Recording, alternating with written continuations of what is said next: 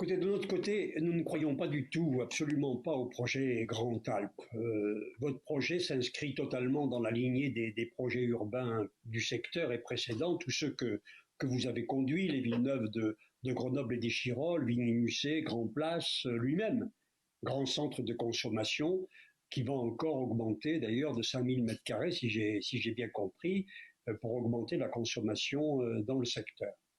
Seule la sémantique change en fait. Désormais, les opérations urbaines sont habillées derrière les mots de transition de la métropole, de transition énergétique, de territoire décarboné et même de la préservation des territoires agricoles, nous dit la délibération à propos de Grand Alpes.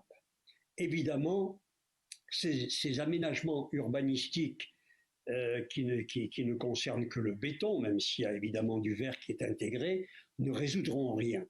Ni la qualité de la vie, ni l'attractivité du secteur. Vous allez créer des zones de rodéo, de scooters sans casque nouvelles, des lieux de deal nouveaux, probablement un peu moins accessibles encore, mais jamais, au grand jamais, la question, une des questions, mais qui préoccupe beaucoup nos concitoyens, celle de concevoir ces aménagements pour améliorer la sécurité, la qualité de vie des habitants qui puissent se déplacer et vivre en sécurité, et des visiteurs, jamais, au grand jamais, je ne la vois inscrite et prise en compte.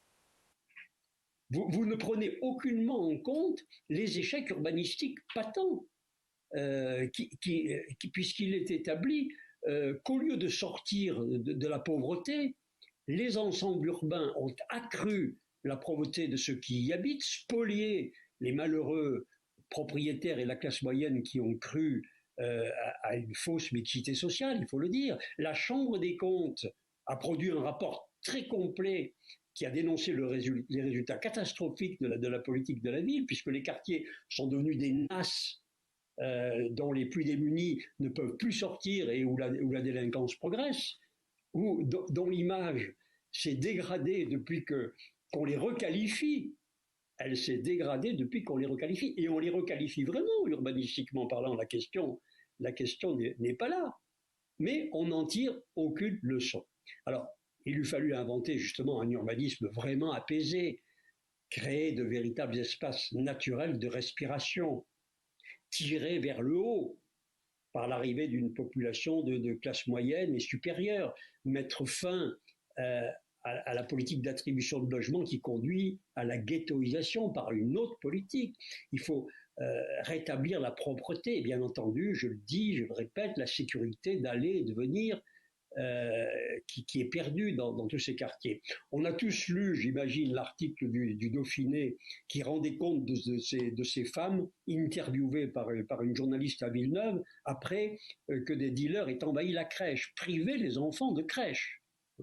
Eh bien, elle répondait aux journalistes qu'il n'y avait aucun problème, que tout allait bien, qu'elle n'avait rien à dire, rien à critiquer,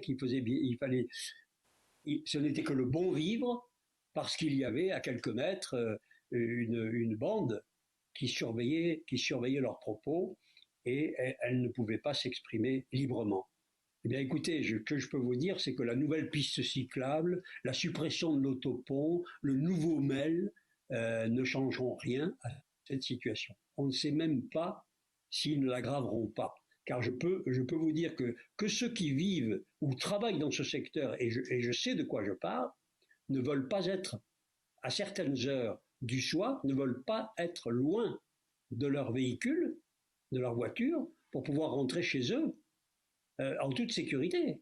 Ceux qui sortent, qui ferment leur commerce à 8 heures et qui ont la modeste recette de la journée, ils ne sortent pas dans des conditions extrêmement sécurisantes de ces lieux. Est-ce que vos aménagements intègrent ces problématiques-là? Non. Donc, comme il ne prend pas en compte l'essentiel, l'humain, il ne veut pas le traiter en mettant les outils urbanistiques à son service, en tenant compte des échecs. On connaît tous des échecs, il faut en tenir compte.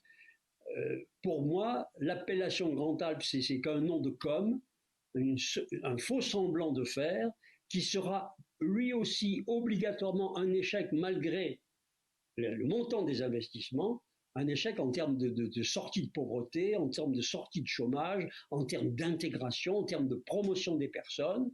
Hein.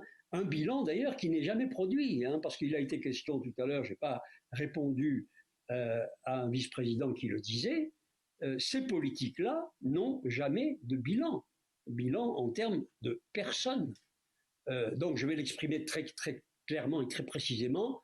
Je préférerais qu'une partie de ces millions d'euros soit directement offerte à l'action pour sortir les familles de ces quartiers, les accompagner dans l'intégration vers la formation et l'emploi. Je préférerais que vous mettiez le paquet pour assurer la sécurité et tirer vers le haut, même si on faisait, si on avait à choisir, un petit peu moins de suppression d'autoponts et d'autres aménagements qui ne modifieront pas fondamentalement la vie des personnes concernées. C'est cela que je voudrais que nous prenions en compte, parce que au fond, ces projets, ces appellations, quartier par quartier, on peut le voir, il n'y a que des écoquartiers qui naissent dans toute la ville, mais plus il y a des écoquartiers, moins il y a d'espace de respiration. Donc il y a quelque chose qui est tout de même un peu incompréhensible. Et je pense que ce projet lourd, important, qui n'a pas évidemment que des défauts, ne produira pas d'effet sur la qualité de vie et la sécurité des habitants.